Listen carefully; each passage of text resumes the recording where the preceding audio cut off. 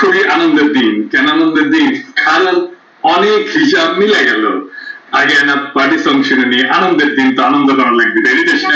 আমার প্রিয় পার্টি সঙ্গটা দেন ব্যাকগ্রাউন্ডে। হচ্ছে কি আমরা তো নানা মামলা আছে, তার মধ্যে একটা মামলার চার্জশিট দিছে, আমার নামে গ্রেপ্তারি পরোয়ানা জারি করার অনুমতি চাইছে। মামলাটা কি? ছাত্র দলের এক সাবেক নেতা আশিক, সে 13 অক্টোবর 2022-এ আমার সময় রাত 12:02 আগে, আপনারা টাইমটাও দেখেন, আমাকে কিছু ছবি পাঠায়। আমি ঘুমা করছি সঙ্গত কারণে, যা আমি কখনোই আসলে দেখি না। আমি এরকম অনেক মেসেজ পাই, যাদের চিনি আমি তাদের মেসেজ দেখি। মূলত আমি আশিককে চিনতাম না, পরে চিনছি, আর তার সাথে আমার আগে কখনো আলাপ হয়নি, এমনকি মেসেঞ্জারও না। আপনারা দেখেন যে আমাকে এর আগে সে কোনো মেসেজ পাঠিয়েছে কিনা, পাঠায়। আর সে কিছু ছবি পাঠাইছে, কোনো বর্ণনা কিন্তু নাই যে ছবিগুলো কি, কেন, আমার কিছু করতে বলছে কিনা। এই ছবি দেখে কিছু বোঝার উপায় নাই কি হইতেছে। আমি মেসেজ পেয়ে কোনো রিপ্লাইও দিই না, আসলে আমি দেখি নাই মেসেজটা। আপনারাও দেখতেছেন এই যে ইংরেজি রিপ্লাইটা, এটা বট জেনারেটেড রিপ্লাই, তা সবাই পায়। যাই হোক, আমি কয়েকদিন পরে জানতে পারি যে ছাত্র দলের সাবেক নেতা আশিক গুম হয়েছে। কারণ কয়েকদিন পরে জানি আমার নামে মামলা হয়েছে, কারণ আমি নাকি আশিকের পাঠানো ওই ছবি প্রচার করিয়া শান্তি শৃঙ্খলা নষ্ট করার চেষ্টা করছি। তাজ্জব। আমি ছবিগুলো দেখি নাই, আমার এই নিয়ে কোনো পোস্ট দেই নাই, কোনো ভিডিও করি নাই, আপনারা তো জানেন। কিন্তু এটা সত্য, যদি আমি আশিককে চিনতাম আগে আর এই ছবিগুলো কি সেটা নিয়ে যদি জানতাম, তাহলে অবশ্যই আমি এই ছবিগুলো নিয়ে পোস্ট দিতাম, ভিডিও করতাম, মানব অধিকার সব সংস্থাগুলোকে জায়গা মতো পেটে দিতাম। এখন প্রশ্ন হচ্ছে ছবিগুলো কি ছিল? পুলিশ কিছু বোমা নিজেরাই পেটায় নিজেরাই বিস্ফোরণ করেছিল। এটা ছবিগুলো একটা একটা করে একটু দেখান, যে কয়টা দেখানো যায়। জঙ্গি তৎপরতা প্রমাণ করার জন্য এরকম তো করে পুলিশ, তাই না? পুলিশের নিজের বয়ানেই আছে যে এটা করে, পুলিশের আইজি এটা বলছে, লিখে গেছে বইয়ে। আমি যদি জানতাম যে ছবিগুলো কি, তাহলে আমি অবশ্যই প্রকাশ করতাম, অবশ্যই। এই মামলায় মুশফিকুল ফজল আনসারীও ছিল, তারা অব্যাহতি দিয়েছে মামলা থেকে, কিন্তু আমার বিরুদ্ধে গ্রেপ্তারি পরোয়ানা জারি করার অনুমতি চাইছে এমন একটা অভিযোগে, যে আমি করি না। ধরে আমি তো হাসিনার বাপরে চোর বলি, দুর্নীতিবাজ বলি, মাথা মোটা বলি, সরকারি বডিগার্ড বলি, আরো কি কি বলি ভুলে গেছি। এইগুলো বলা কিন্তু বাংলাদেশের আইনে অপরাধ। হাসিনার মন্ত্রীদের কি রকম গালিগালাজ করি, এটাও অপরাধ বাংলাদেশের আইনে। হাসিনার তো মাতারি বলি, এখনো কইলাম এটা তুই তো গালি করি, এগুলো বাংলাদেশের আইনে অপরাধ। কিন্তু এগুলো নিয়ে মামলা দেয় নাই, কখনো কোনো মামলা দেয়। এমন একটা জিনিস নিয়ে মামলা দিচ্ছে যা আমি কখনো করি না। এটাই হইতেছে হাসিনার রাজনৈতিক প্রতিহিংসার সিগনেচার, এবং এটা কারা করাইছে সেটার একটা সিগনেচার। হাসিনাকে গালি দিলে মামলা হয় না, কিন্তু কেন হয়? আমি কি করছি যে জন্য এই মামলাটা, এই গ্রেপ্তারি পরোয়ানাটা জারি করলো, সেটা আমরা পরে দেখব। তবে আমি একটু ইঙ্গিত দিয়ে রাখি যে আমি কেন খুশি। এই জন্য খুশি যে এই হাসিনার দেয়া ভুয়া মামলাগুলা যারা খান, তারা বাংলাদেশের প্রথিতযশা মানুষ, তাদের সাথে আমার নাম যুক্ত হয়ে গেল। যেমন খালেদা জিয়ার বিরুদ্ধে এতিমের টাকা চুরির অভিযোগের মামলা, তারেক রহমানকে গ্রেনেড হামলার অভিযোগের মামলা, জামাত নেতাদের মানবতা বিরোধী অপরাধের মামলা, আর প্রফেসর ইউনূসের সব আইন ভঙ্গের মামলা, সবই একই সাথে। আমাদের বিখ্যাত ব্যক্তিদের কাতারে এনে দাঁড় করানোর জন্য ধন্যবাদ। নোবেল প্রাইজ দেওয়া হয় 6টা ক্যাটাগরিতে, দুনিয়াতে মানুষ হচ্ছে 800 কোটি, তার মানে 130 কোটি মানুষের মধ্যে থেকে বেছে নেওয়া হয় একজনকে। সেরকম একটা লোকের বিরুদ্ধে শুধু প্রতিহিংসার বশবর্তী হইয়া মামলা দেয়, কেন দেয় সেটা আমরা একটু পরে দেখবো। তো সেই সরকারের এই মামলার গোষ্ঠী গিলাই, এই মামলাগুলো থেকে একটা জিনিস লক্ষ্য করব, আমরা এটা পরে দেখবো, খুবই ইন্টারেস্টিং বিষয়, সে জায়গায় আসতেছি। তার আগে আমরা এই গ্রেপ্তারি পরোয়ানার চার্জশিট কেন এই সময়ে দেওয়া হইলো সেটা একটু বুঝে নিই, তাইলে বুঝবো যে কেন এই মামলাগুলো দেওয়া হইলো আমার নামে এবং এই লোকগুলোর নামে। আমি কয়েকদিন আগে একটা এপিসোড করলাম এবং স্পষ্ট ভাবে একটা অনুমানের কথা বললাম যে ভারত সমর্থিত একটা সামরিক কুকি হইতেছে, একটা প্রশ্ন তুললাম। কারণ হিসেবে বললাম যে ভারতের জন্য হাসিনা একটা লায়াবিলিটি হয়ে গেছে, তারে হঠাৎ ওই হাসিনার উপরে বাংলাদেশে যে ক্রমবর্ধমান ভারত বিরোধিতা, তার দায় চাপায় আরেক ভারত বন্ধুরে বাসায় ইন্ডিয়া। এরশাদের মার্শাল ইন্ডিয়া করাইছে, এটা ইন্ডিয়া সমর্থিত ছিল। 111 আমেরিকা ইন্ডিয়ার যৌথ প্রযোজনা, ঠিক একই রকম আর একটা হইতে পারে, আমি এটা অনুমান করছিলাম। সেই পর্বের মূল বিষয় কি ছিল? মূল বিষয় ছিল যে এই ইন্ডিয়া প্রচারের কারণে শেখ হাসিনা ইন্ডিয়ার জন্য একটা দায় হয়ে গেছে, কারণ সে নিয়ন্ত্রণ করতে পারতেছে না।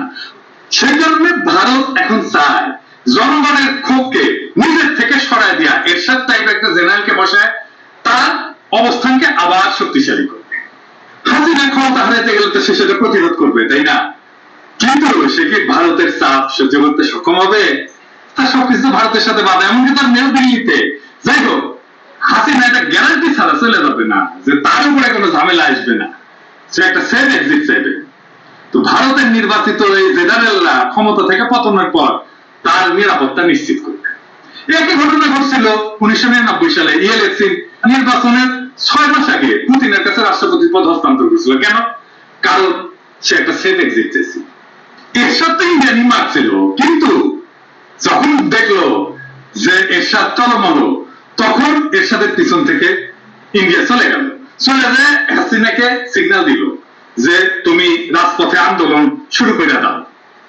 আমরা তখন ছাত্র, তখন আমরা এরশাদের গদিতে আগুন জ্বালাও একসাথে করে নামে পড়ছিলাম। ভারত ভাবছিল যে 10 বছর ক্ষমতার বাইরে থাকার পর বিএনপি অসংগঠিত এবং দুর্বল হয়ে পড়ছে এবং তত্ত্বাবধায়ক সরকার বিচারপতি শাহাবুদ্দিনের অধীনে নির্বাচন ফল করতে পারবে না। তবে বাংলাদেশের জনগণ উল্টা বিএনপিকে ভোট দিয়া ভারতীয় এই নকশাকে পরাজিত করে দিয়েছিল। এখন ইন্ডিয়া জানে যে বাংলাদেশে যদি এখন একটা নির্বাচন হয় তাহলে আওয়ামী লীগ লজ্জাজনক পরাজয় বরণ করবে এবং বিএনপি বিপুল সংখ্যাগরিষ্ঠতা নিয়ে ক্ষমতায় ফিরে আসবে, সেটা একটা পছন্দ করবে না। সেই জন্য তারা চায় একজন এরশাদ টাইপের জেনারেল ক্ষমতা দখল করুক, যাতে জনগণ এইভাবে প্রতারিত হয় যে আমাদের সশস্ত্র বাহিনীর দেশপ্রেমিক ভাইরা ক্ষমতা দখল করছে এবং শেখ হাসিনা নাই হয়ে গেছে। এইভাবে ইন্ডিয়া বাংলাদেশের উপরে তার নিয়ন্ত্রণ স্থায়ী করতে চাইছিল। আমি জেনারেল শফিউদ্দিনের উপরে করা পর্বে আমি এই ষড়যন্ত্রের একটা অনুমান সকলের কাছে ফাঁস করে দিচ্ছি, যেন কোন নতুন এরশাদের পক্ষে ক্ষমতা দখলের চেষ্টা করা সম্ভব না হয়। আর কেউ যদি এরকম দুঃসাহসিক কাজে নামার চেষ্টা করে তার পরিণতি খালেদ মোশাররফের মতো হবে, যার নিজের সেনারাই নিজেরা জয় বাংলা করে দিচ্ছে। আর কি করছি? আর একটা কাজ করছিলাম,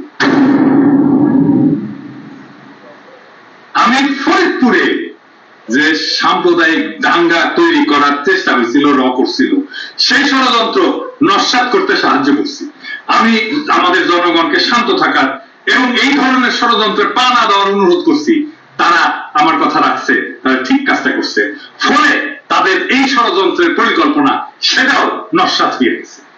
তাই এটা খুবই স্পষ্ট, আমার বিরুদ্ধে মামলাটা আবার নতুন করে চলমান করা হয়েছে সেই বাহিনী যাদের চক্রান্ত আমি ফাঁস করে দিছি, যেমন র এবং ইন্ডিয়া এবং সম্ভবত সেনাবাহিনীর তাদের যাদের বাড়াঘাতে আমি সাইড ফেলে দিছি।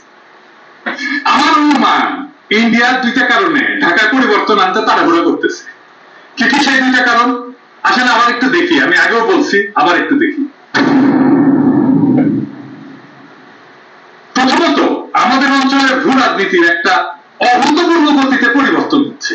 আফগানিস্তান থেকে আরাকান এবং মাঝখানে মালদ্বীপ, এই অঞ্চলে ভারত তার সমস্ত অ্যাসেট, সমস্ত স্ট্র্যাটেজিক অ্যাসেট, সমস্ত সম্পর্ক সবকিছু হারাইতেছে।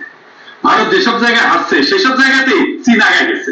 ক্ষমতার ভারসাম্যের যে ব্যাপক পরিবর্তন হয়েছে, সেখানে চীন অনেক দূর আগায় গেছে আর ভারত অনেক দূর পিছিয়ে গেছে। তাই অনেক দেরি হওয়ার আগেই ভারত একটা পদক্ষেপ নিতে চায়। দ্বিতীয় কারণ হইল যে শেখ হাসিনার স্বাস্থ্য।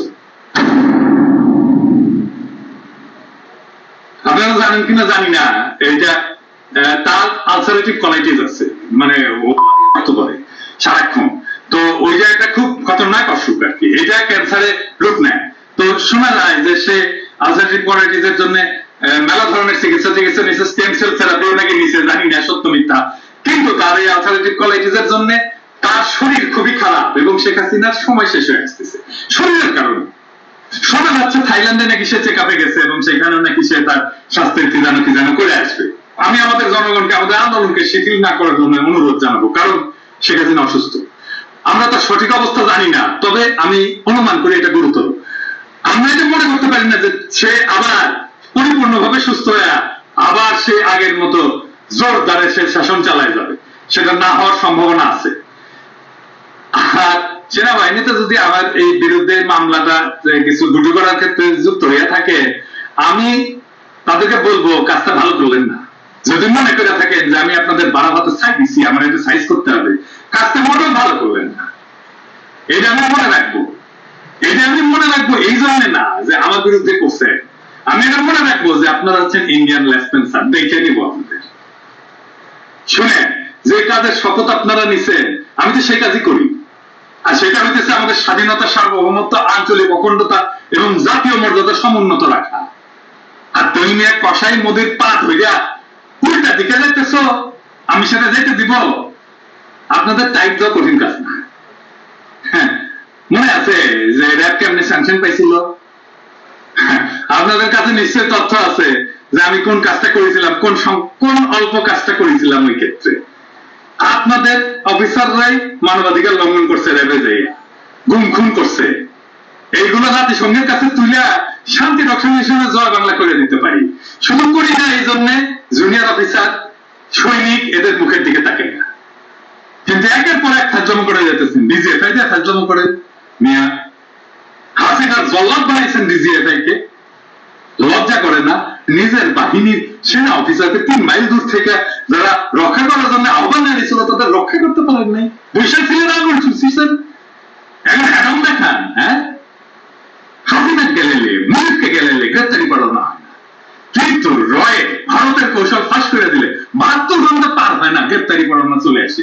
মুসলিম ফজল আনসারি বাদ পড়ে যায়। কেন বাদ পড়ে? কারণ মুসলিম ফজল আনসারি তো হাসিনাকে পছন্দ করার কথা না। ইন্ডিয়া তারা রেহাই দিচ্ছে, এবার হিসাব মেলে। কারণ ও তো ইন্ডিয়াতে কিছু বলে না। খালেদা জিয়া, তারেক রহমান, জামাতের নেতা সবারই একটা কমন জায়গা, তা হচ্ছে ভারত তাদের বিপদ বলে মনে করে। পিনাকেও একই জিনিস। আর প্রফেসর ইউনূস ভারত বিরোধী না, কিন্তু উনারা মনে করে একটা গর্বিত বাংলাদেশের অন্যতম রূপকার তিনি, যে গর্বিত আত্মবিশ্বাসী বাংলাদেশ ভারতের শত্রু। আমি এটা নিয়ে আগে বলছিলাম, ভারত চায় বাংলাদেশ মাথা তুলে না দাঁড়াতে পারে, কারণ বাংলাদেশের আশেপাশের দরিদ্র ভারতীয় রাজ্যের কাছে বাংলাদেশ যেন একটা সাফল্যের উদাহরণ হইতে না পারে। আমাদের জনগণের প্রতিরোধ এবং আমাদের অঞ্চলে চলমান ভূ রাজনৈতিক পরিবর্তনের কারণে যেখানে ভারত ক্রমাগত হাঁটতেছে আর উল্টা দিকে হাঁটতেছে আর ক্ষতি হইতেছে, এই 2 কারণেই বাংলাদেশে ভারতের দিন শীঘ্রই শেষ হবে। এই আন্দোলন বাংলাদেশের জনগণ গ্রহণ করছে নিজের লড়াই হিসাবে। এখন এই আন্দোলনের মালিক বাংলাদেশের জনগণ। পৃথিবীর কোন শক্তি এখন আর সেটা বন্ধ করতে পারবে না। আমাদের শুধু দরকার ধৈর্য, দৃঢ় সংকল্প এবং ভারতীয় ষড়যন্ত্র এবং ভারতীয় দালালদের বিরুদ্ধে অবিরাম আঘাত করে যাব। প্রত্যেকটা ভোরে আমরা বিজয়ের আরো কাছে পৌঁছাবো।